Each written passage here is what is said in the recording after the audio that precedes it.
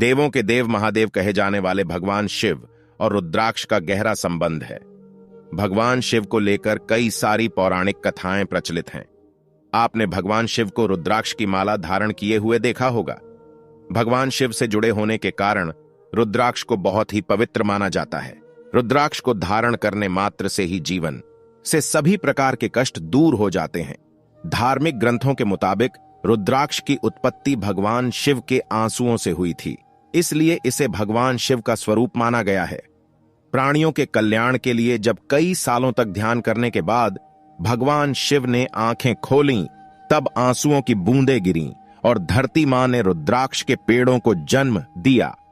रुद्राक्ष का अर्थ, रुद्राक्ष को हिंदू धर्म में काफी पवित्र माना गया है। रुद्राक्ष दो शब्दों से मिलकर बना है। पहला शब्द है रुद्र अर्थात भगवान शिव और दूसरा शब्द है अक्ष अर्थात नेत्र। मान्यता है कि भगवान शिव के नेत्रों से जहां जहां अश्रु गिरे वहां रुद्राक्ष के वृक्ष उग आए। रुद्राक्ष की उत्पत्ति से जुड़ी पौराणिक कथाएं। देवी भागवत पुराण के अनुसार त्रिपुरासुर नामक असुर को अपनी शक्ति का घमंड था, जिस वजह से उसने देवताओं को त्रस्त करना आरंभ कर दिया। त्रिपुरासुर के सामने कोई देव या ऋषि मुनि भी नहीं टिक पाए। परेशान होकर ब्रह्मा, विष्णु और अन्य देवता भगवान शिव के पास त्रिपुरासुर के आतंक की समाप्ति की प्रार्थना लेकर गए। महादेव ने जब देवताओं का यह आग्रह सुन अपने नेत्र योग मुद्रा में बंद कर ली, जिसके थोड़ी देर बाद भगवान शिव ने अपनी आंखें खोली तो उनकी आंखों से आंसू धरती पर टपके।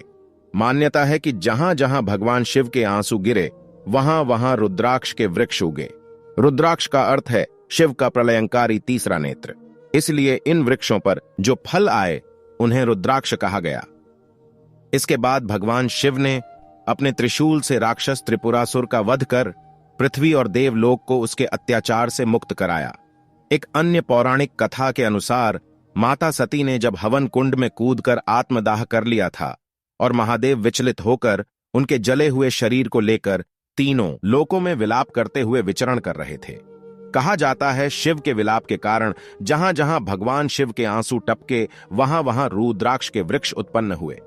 रुद्राक्ष धारण करने वाले व्यक्ति प्रतिदिन भगवान शिव की आराधना करें।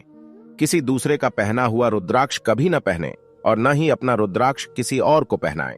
रुद्राक्ष की माला बनवाते समय ध्यान रखें कि उसमें कम से कम 27 मनके जरूर हों। रुद्राक्ष को गंदे हाथों से कभी भी ना छुएं। स्नान करने के बाद ही रुद्राक्ष धारण करें। रुद्राक्ष को हमेशा लाल या पीले रंग के धागे में ही धारण करें। इसे कभी काले धागे में नहीं पहने। अगर आपने रुद्राक्ष धारण किया है तो तामसिक भोजन का सेवन ना करें। ऐसा करने से आपको केवल नुकसान ही होगा। धन्यवाद। आपको जानकारी कैसी लगी जरूर बताइएगा।